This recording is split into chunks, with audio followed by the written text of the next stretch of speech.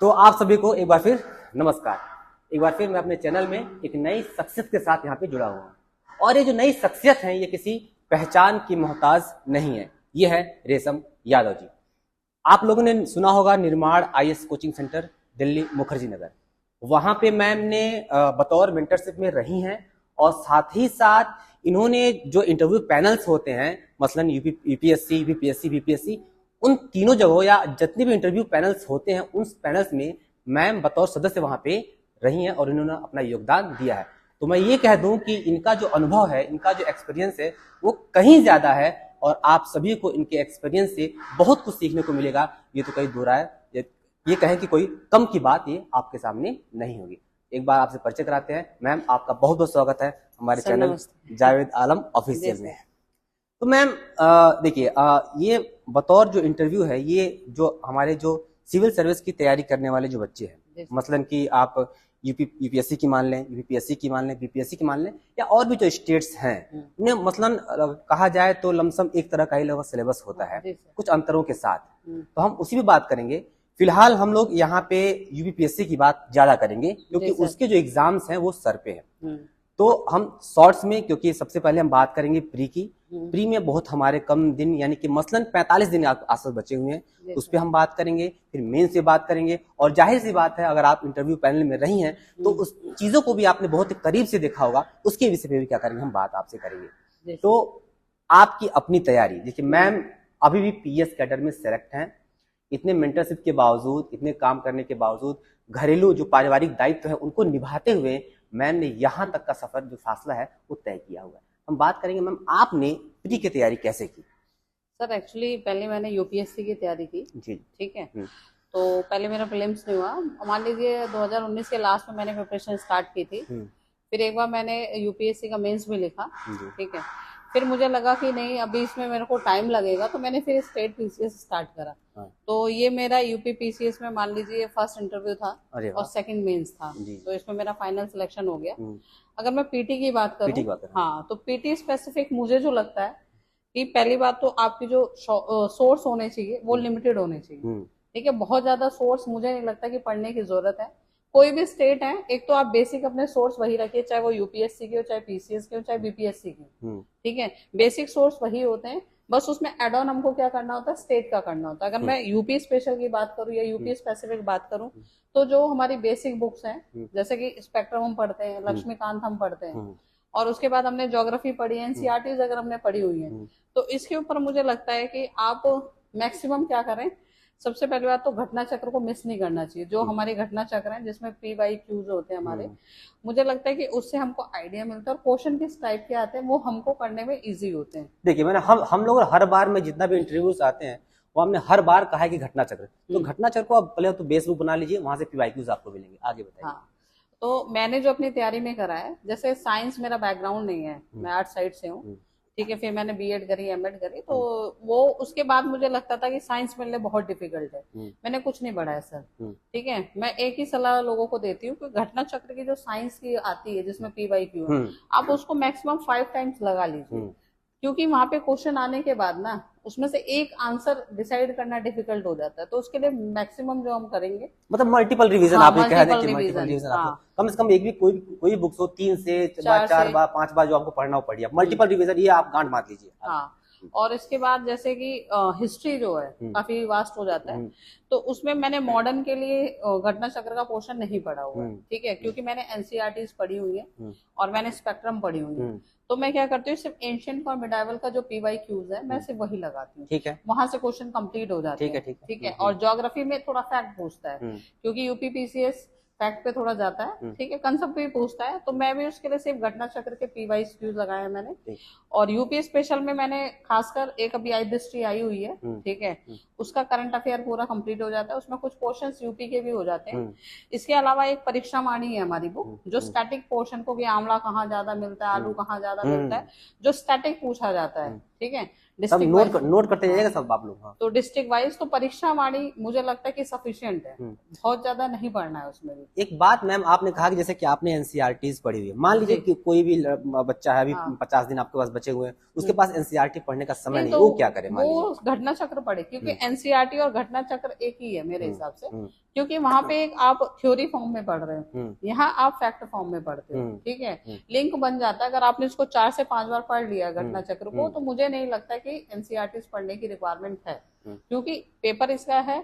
हाँ, एक स्पेशल जो मुझे लगता है कि यूपीएससी के जो क्वेश्चंस हैं लास्ट ईयर के 10 इयर्स के पीवाइज क्यू, उसको अगर टाइम है किसी के पास तो उसको कम से कम एक बार लगा लिया जाए। मतलब कि आप जा रहे हैं पेपर देने, तो यूपीएससी के जो 10 इयर्स पेपर्स हैं, जो पीवाईक्यूज है, उसको भी आप एक बार देख लीजिए एक बार आप। क्योंकि जैसे अभी सर बीपीएससी का जो प्री हुआ था, जैसे कि मैं तो खुद निर्माण आईएएस में हूँ, तो उसमें ये था कि बीपीएससी में भी यूपीएससी के क्वेश्चन रिपीटेड थे, और अभी जो 2022 और 23 का हमारा प्रीलिम्स हुआ था, उसमें मैंने 4-5 क्वेश्चन ऑब्जर्व करे, क्योंकि यूपीएससी मैंने दिए हैं, तो मुझे लगता है कि क्वेश्चन वहां से कुछ ना कुछ आ जाते हैं। अगर एक स्टेटमेंट भी आपको मिलती है तो वो यूजफुल रहेगी।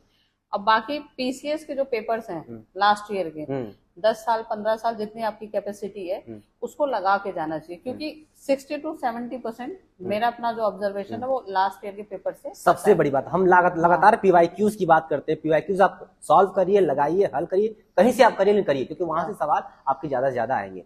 ये तो प्री की स्ट्रेटेजी थी, मान लीजिए। अब मेंस की तरफ हम बढ़ने से पहले एक बात, चूंकि कई सारे जो महिला व्यूवर्स हैं वो भी मेरे चैनल्स को देखनी है, आप ये बताइए आपको समय कैसे मिलता है पढ़ने के लिए? आप पारिवारिक दायित्वों को निभाते हुए, ऐसे मान लीजिए आप शादीशुदा मैरिड लाइफ आप जी रही हैं, साथ ही साथ अपने निर्माण आईएएस में बतौर मेंटरशिप में काम भी किया आपने, तो इस समय कैसे मिलता है आपको पढ़ने के लिए? सर देखिए, आप 8 घंटे पढ़ रहे हैं विदाउट फोकस, उससे अच्छा है कि आप 3 घंटे पढ़िए प्रॉपर फोकस होकर। ठीक है, ठीक है। और जैसे कि मैं मैरिड हूँ, ठीक है, थोड़ा मुझे लगता है कि फैमिली सपोर्ट होना जरूरी है, ठीक है। आप अपने हस्बैंड का सपोर्ट लीजिए, क्योंकि वही होता ना कि हम प्रसुएशन पढ़ते हैं, ठीक है, तो वो हम जो भी चीजें पढ़ रहे हैं पहले अपनी पर्सनल लाइफ में पहले करना पड़ेगा, पहले अपने आप में अप्लाई करना पड़ेगा, अपने पर्सनल लाइफ में उसको इम्प्लीमेंट करना चाहिए। परसुएशन एक टॉपिक है एथिक्स में, वो पढ़ेंगे तो आपको पता चलेगा। तो उसमें ये है कि अपने आसपास के लोगों को अपने से मोटिवेट रखना है, उनको समझाना है कि मैं कर सकती हूँ, तो वो आपके साथ जरूर आएंगे, ठीक है। और मैंने बताया कि परिवार के बिना कुछ नहीं होता है। लोग कहते हैं कि हम सिंगल रह के, पर मैंने परिवार में रह के भी तैयारी की है, आपको सपोर्ट ही मिलेगा अगर आप पॉजिटिव है और आपको लगता है कि आप में करने की क्षमता है। ज्यादा दिन मैंने बताया कि आप 8 घंटे किताब खोल के बैठे हैं, उससे अच्छा है कि आप 3 घंटे ही पढ़े, तो हो जाती है चीजें। मेरे केस में मुझे लगता है कि अगर मैंने किया तो सब कर सकते हैं। तो जितनी भी महिलाएं देख रही हैं, तो आप देखिए, किसी भी चीज को बाधा मत मानिए। आप मैरिड है उसको बाधा मत मानिए, घर में आपको काम ज्यादा है उसको बाधा मत मानिए। मसलन अगर आप चाहें करना तो आप इसको कर सकती हैं। अब हम लोग आते हैं मेंस पे।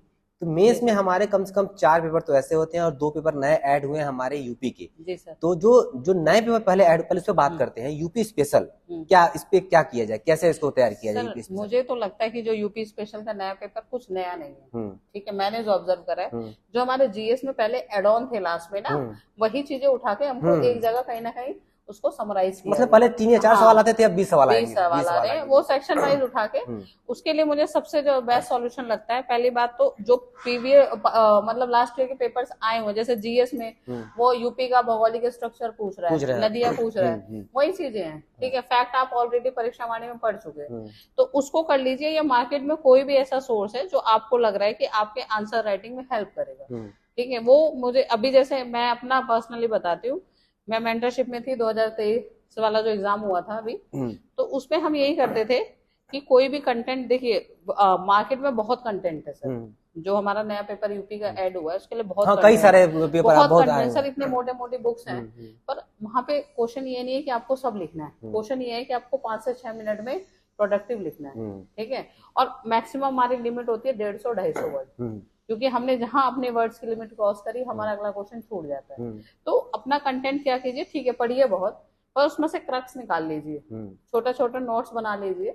बहुत नोट्स नहीं, जैसे हमारा यूपी का पहला पेपर है, उसको मैक्सिमम 20 पेज में आप समराइज करके रखिए। शॉर्ट नोट्स बनाना है, शॉर्ट नोट्स बनाना है जी। और कोई भी मटेरियल आप पढ़िए, जैसे कि एक ओनली आईएएस का मैंने देखा था, वो भी ठीक है, ठीक है। दृष्टि का आ रहा है, किसी का भी आप, मैं किसी इंस्टीट्यूट का प्रमोट नहीं कर रही, पर हाँ, निर्माण आईएएस का एक अभी बहुत फेमस हुआ था करंट में, कि उन्होंने क्वेश्चन आंसर्स के फॉर्म में दिया था, हाँ दिया, बुकलेट दी थी। हाँ बुकलेट दी थी, उससे काफी क्वेश्चंस आए थे।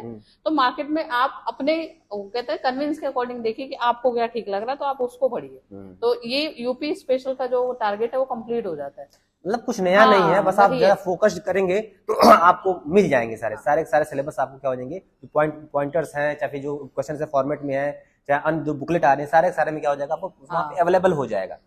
और एक चीज सर मैं ऐड करना चाहूंगी कि आंसर आप लिख रहे हैं ना, तो उसको थोड़ा क्रिएटिव मोड में लिखना चाहिए। जैसे कि अगर क्वेश्चन कोई भी है तो उसमें मैपिंग होनी चाहिए, यूपी से रिलेटेड डाटा होना चाहिए, इंडेक्सेस होने चाहिए, पॉवर्टी इंडेक्स है हमारा, अभी जैसे हमने पॉवर्टी में अच्छा करा यूपी में, ठीक है, तो उन चीजों को मेंशन करना है, क्योंकि हमने बाकियों से अलग क्या लिखा वो हमको अलग करता है। ये मैप, डायग्राम, ये सारी फ्लो चार्ट, हाँ ये सब होने चाहिए, ये सब चीजें होनी चाहिए आपकी आंसर राइटिंग में होनी चाहिए, ताकि कुछ आपका कॉपी जो है अलग दिखे लोगों को, क्योंकि बाकी सब वही मटेरियल पढ़ के आए हैं, तो आप अलग कैसे हैं उनसे।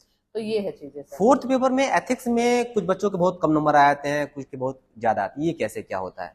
सर देखिए ये होता है, पहली बात तो मैं ऑन कैमरा क्या कहूँ, सब्जेक्टिविटी तो सर रहती है, ठीक है। अब वो पेपर में सब्जेक्टिविटी रहती है, हमारे नंबरों में भी कई बार 100 मिलता है, कई बार हमको 70 मिल जाता है। तो मुझे खुद नहीं समझ आता कि मार्किंग कैसे, पर हम अपना बेस्ट देने के लिए बैठे हैं। तो बेस्ट में यही है कि आप जो करंट के एग्जाम्पल्स हैं एथिक्स के, किसी भी चीज के, मान लीजिए एप्टीट्यूड पे है, एटीट्यूड पे है, ईमानदारी पे है, तो जैसे गांधी जी हो गए, अम्बेडकर जी हो गए, विवेकानंद जी हो गए, तो उनके कोटेशंस हो गए, मतलब एग्जाम्पल जितने ज्यादा हो सके उतने सिविल सर्वेंट के एग्जाम्पल्स आप डालिए, क्योंकि एग्जाम्पल से ही आपका एथिक्स का पेपर कंप्लीट होगा। हाँ, और अपडेट एग्जाम्पल्स, जैसे भी कोई सिविल सर्वेंट है, बहुत सोशल मीडिया पे तो बहुत सारी चीजें हैं सर, उनको नोट डाउन कर लीजिए, बुक भी आ रही है मार्केट में, आप वहां से भी नोट डाउन कर सकते हैं। जितने भी करंट के जो आपके हैं उसको अपडेटेड रहिए, आप उनको नोट डाउन कर लीजिए और उनको अपने आंसर राइटिंग में उपयोग करिए एथिक्स वाले फोर्थ वाले पेपर में। जी सर। फर्स्ट पेपर में आपका आता है हिस्ट्री, ज्योग्राफी, क्या कहते हैं हमारा सामाजिक क्षेत्र। सर इसमें मुझे कुछ नया नहीं लगता है, ठीक है, क्वेश्चंस वही हैं रिपीटेशंस में, ठीक है।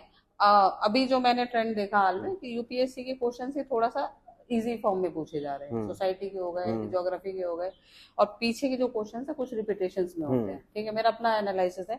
तो आप यूपीएससी के जीएस के पेपर लगाइए, ठीक है सर, 10 साल के जो मेंस के हैं उनको क्या कीजिए, अभी आप अपने टाइम है अभी, तो उसको क्या कीजिए कि एक पेज में 2-2 आंसर्स अपना शॉर्ट फॉर्म में लिख लीजिए, मतलब वहां पे आंसर शॉर्ट्स करने हैं, शॉर्ट्स करना है, मिलाकर शॉर्ट ही करना है आपको। हाँ, क्योंकि देखिए सर हम लास्ट में एक दिन में 4 सब्जेक्ट नहीं पढ़ पाएंगे, ठीक है, पर हमने अगर 20-20 पेज के नोट्स रखे ना तो हम 100 पेज पढ़ सकते हैं। मतलब कुल मिला के आपको मेंस में अपने शॉर्ट नोट्स आपको बनाने हैं, अगर वो आप नहीं बनाएंगे फिर आपके लिए बहुत ही दिक्कत आएगी, मुश्किल में आप आ जाएंगे। इस सेकंड और थर्ड पेपर, ये दोनों के लिए आप बता दीजिए सर। थर्ड पेपर में, सेकंड पेपर में तो करंट है पूरा, आईआर हो गया, आईआर वगैरह, उसमें कुछ नया नहीं होता है। उसमें यही है कि जो हमारे सिलेबस में टॉपिक वाइज उठाइए। हाँ, एक चीज और मैं ऐड करना चाहूंगी कि मुझे लगता है कि सबसे बेस्ट जो होता है, आप किसी भी कोचिंग के आंसर मॉडल से अच्छा किसी टॉपर के आंसर, टॉपर्स कॉपी आप देखिए, टॉपर्स की कॉपी देखिए। जैसे हिंदी मीडियम में पर्सनली जैसे मैं रवि सियाल जी की कॉपी मैंने देखी थी, तो हमको एक आइडिया मिल जाता है, क्योंकि जो मॉडल आंसर होते हैं ना वो बहुत लंबे होते हैं, उसको शॉर्ट करना अपने में चैलेंज होता है। पर एक टॉपर ने जो लिखा है वो अपने वर्ड लिमिट में लिखा है, विथ उसने स्टैटिक, मैप, करंट सब कुछ उसमें ऐड किया, उसमें डाउन किया हुआ है। तो अगर आपको मान लीजिए कि दल बदल पे कोई क्वेश्चन है, किसी ने लिखा हुआ टॉपर ने क्वेश्चन, तो आप उसको देख सकते हैं, उसको नोट डाउन, क्योंकि आपको टॉपिक ही तो तैयार करना है, और इतने टॉपर्स हैं, ठीक है, वेबसाइट पे जाइए, सब टॉपर्स की कॉपी। तो मॉडल आंसर देखने से ज्यादा अच्छा है कि आप टॉपर्स की कॉपी देखिए, उनसे आपको आइडियाज ज्यादा अच्छे से प्राप्त हो जाएगा। आप एक टॉपिक उनके आंसर से आप अपना रेडी कर लीजिए, बिल्कुल, ठीक है। तो मेरा तो शॉर्टकट यही है सर, शॉर्टकट यही था कि मैंने सेकंड मेंस में निकाल लिया, क्योंकि मैंने देखो मेहनत तो करनी है, ठीक है, 2 चीजें होती है, एक होता है हमारा हार्ड वर्क, एक होता है स्मार्ट वर्क। तो यहाँ पे स्मार्ट वर्क आपका काम करेगा, या तो आप 4 साल पूरा मेहनत करके फिर वापस आइए स्मार्ट वर्क पे, या स्टार्टिंग से स्मार्ट वर्क पे। तो देखिए बैल कोल्हू की तरह वो काम नहीं करना है, ठीक है, स्मार्ट तरीके से काम करना है। थर्ड पेपर बहुत लंबा ब्रॉड हो जाता है थोड़ा सा, इसमें बच्चे बहुत कभी 56, 60, 65 ऐसे नंबर पाते हैं। सर थर्ड में इन्वायरमेंट हो गया, इन्वायरमेंट है, इकोनॉमी है, हाँ इकोनॉमी हो गया, पर्यावरण और थोड़ा सा साइंस का पोर्शन होता है, आपदा प्रबंधन है, हाँ आपदा प्रबंधन है। तो इसके भी सर सिलेक्टेड है टॉपिक, अगर आप सिलेबस निकालेंगे ना, भूकंप है, ज्वालामुखी है, मतलब ये क्या कहते हैं, यही सब चीजें, यही सब चीजें, बाकी जैसे आप ज्योग्राफी में जाएंगे, क्लाइमेट चेंज पे क्वेश्चन आना ही आना है, हाँ। तो कोई ना कोई हमारा कमीशन बने हैं या कोई नया ट्रीटी हो, जैसे COP27 है अभी, ठीक है। तो आपको क्या करना है, टॉपिक जो हमारे सिलेबस में है सिर्फ वहां से टॉपिक उठाना है और कंटेंट तैयार करना है, करंट बेस्ड। हाँ, करंट बेस्ड। जैसे मैंने बताया कि अगर क्लाइमेट चेंज पे आ रहा है तो IPCC की रिपोर्ट आपकी होनी चाहिए, जर्मन वॉच की रिपोर्ट, इंडिया की रैंक क्या है, हमें कितना करना है, हमारे जैसे नेट जीरो एमिशंस का हमारा टारगेट क्या है। तो वो कीवर्ड्स हमको यूज करने हैं, टॉपिक सर वही है उसमें। और हाँ, इकोनॉमी का मुझे लगता है कि सबसे बेस्ट है करंट। हाँ, आप बेसिक पढ़िए, डिमांड क्या है, सप्लाई क्या है, मुद्रास्फीति क्या है, बेरोजगारी क्या है, आप बेसिक पढ़ के उसको क्या करना है कि आपको करंट बेस्ड सॉल्यूशन करने हैं, ठीक है। करंट बेस्ड में बहुत ज्यादा नहीं है, लास्ट ईयर के PYQ उठाइए मेंस के, खासकर जो हमारे TCS में और UPSC में, तो उससे आप कहीं ना कहीं कनेक्ट कर पाएंगे। तो वहां के भी आप PYQs आप देख लें, हाँ। वहां के भी जो भी आप अगर मेंस देने जा रहे हैं तो मेंस में पिछले 5 सालों के 7 सालों के जो पेपर्स है उनको आप सॉल्व कर लीजिए, सॉल्व करके जाइए, मुझे लगता है ज्यादा फायदा होगा। सर बहुत फायदा होता है, क्योंकि मैं ना अपना पर्सनल मैं एक्सपीरियंस बता रही हूँ, UPSC आगे जा रहा है, TCS उसके पीछे आ रहा है, ठीक है।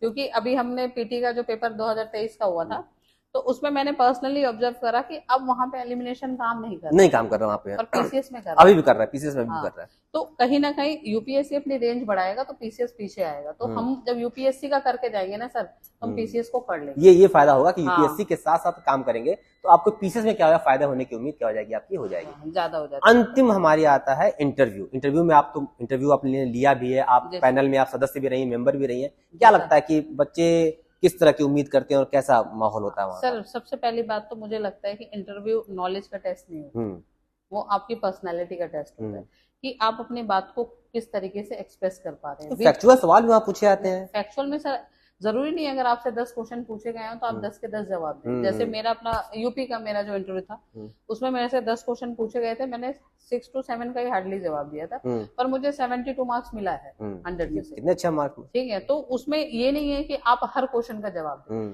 पर कुछ क्वेश्चन ऐसे भी होते हैं जिसमें आपको मना करना हो। आप पहले ये चीजें समझिए कि हर क्वेश्चन में, और दूसरी बात क्या है कि पैनल के साथ जूझना नहीं होता है, ठीक है। आप अगर आप उससे बहस मत करिए, बहस मत करिए, अड़िए मत वहाँ पे, पोलाइटली उनसे बात कीजिए।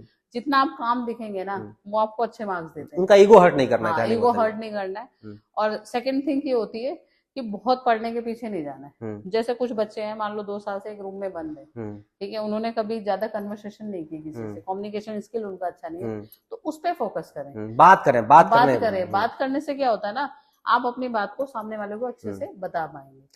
बस सबसे कैसे आप अपनी बात को सामने रख सकते हैं, अभिव्यक्त कैसे आप कर सकते हैं वहां पे, ये दिखाना है। बैठने का पोस्चर क्या है आपका, बोलने का क्या, आई कांटेक्ट कंपलसरी होता है, क्योंकि आप आई कांटेक्ट नहीं कर रहे इसका मतलब आप अंदर से कॉन्फिडेंस नहीं है। तो ये चीजें होती है, बहुत छोटी छोटी सी हैं। अगर आप 10 से 15 दिन उस पर वर्क करते हैं इंटरव्यू बोर्ड में जाने से पहले, तो चीजें हो जाती है। मैंने अभी भी सर देखा है, अभी PCS का रिजल्ट आया, कुछ बच्चे ऐसे तो आए थे इंटरव्यू देने निर्माण में, तो वो कांप रहे थे, अभी वो SDM हुए हैं। बताइए क्यों? क्योंकि उन्होंने उस पर काम करा ना, कमियों पे काम करना सबसे बड़ी बात होती है। सबसे जो आपकी कमी है उस पर काम करिए, सबसे मेन बात है कि आप एक बात और मैम, मैंने ये देखा है कि जो डिजर्विंग लड़के हैं वो तो भाई सिलेक्ट हो रहा है, जो कम डिजर्विंग लड़के हैं वो भी सिलेक्ट हो जा रहा है, उनकी तो बल्ले बल्ले हो जा रही है। ये कैसे हो रहा है? सर देखिए, मैंने क्या बताया कि जो डिजर्विंग है वो मेहनत ज्यादा है, ठीक है। मैंने अभी बोला कि ये एरा ऐसा है ना स्मार्ट वर्क पे, कुछ बच्चे ऐसे 1-2 साल में क्रैक कर जाते हैं, कोई लगाया 10 साल लगाया, क्योंकि वो पुराने टेक्निक पे है ना सर, वो नई चीजों को अडॉप्ट नहीं कर रहे हैं। मैंने आपसे क्या बोला कि हमको स्मार्ट वर्क करना है, ठीक है, शॉर्टकट कुछ नहीं होता है, स्मार्ट वर्क में भी स्मार्ट होता है ना सर। तो स्मार्ट तक जाने के लिए आपको वर्क करना पड़ेगा। तो जो 2 साल में जिसने समझ लिया कि इसको सिविल सर्विस की डिमांड क्या है, डिमांड और सप्लाई पे सब कुछ बेस्ड है, तो जिसने डिमांड को समझ लिया वो 1 साल में भी क्रैक कर जाता है।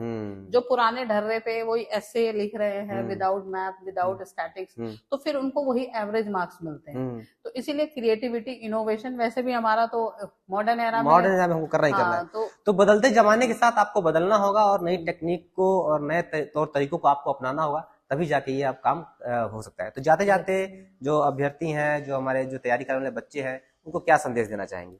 मेरा संदेश यही है कि अभी कुछ महीने पहले हम भी आप ही की तरफ थे, ठीक है, बहुत ज्यादा समय नहीं हुआ, तो हमारा भी एक्सपीरियंस आप जैसा ही है, तो इतना नर्वस नहीं होना है, बस अपनी तैयारी को मजबूत रखो। मैक्सिमम क्या करना है कि टेस्ट सीरीज लगानी है। टेस्ट सीरीज बहुत इंपॉर्टेंट होती है। क्यों? क्योंकि 2 घंटे में 150 क्वेश्चन चैलेंज हो जाते हैं। ये ठीक तो है। और फिर वहां पे आपको जो हमें सर्कल भरने होते हैं वो यहाँ प्रैक्टिस करके जाओगे तो वहाँ पॉसिबिलिटी होती है कि आंसर्स हमारे गलत नहीं कम से कम गलत होंगे। और नेगेटिव मार्किंग आप लोगों को पता है। बस अपने में पॉजिटिव रहिए, कॉन्फिडेंस रखिए, क्योंकि हम नहीं तो फिर कोई और नहीं, मेरा मानना है। बिल्कुल कॉन्फिडेंस ठीक है? सही है। और मैम यहाँ पे आई, हम लोग के चैनल पे आई और इन्होंने अपना समय दिया, इसके लिए इनका बहुत बहुत शुक्रिया, धन्यवाद। थैंक यू मैम, बहुत थैंक यू, बहुत अच्छा लगा आपसे बात करके। थैंक यू फिर एक नई शख्सियत के साथ हम फिर मुलाकात करेंगे आप सभी से। तब तक के लिए जय हिंद, जय भारत।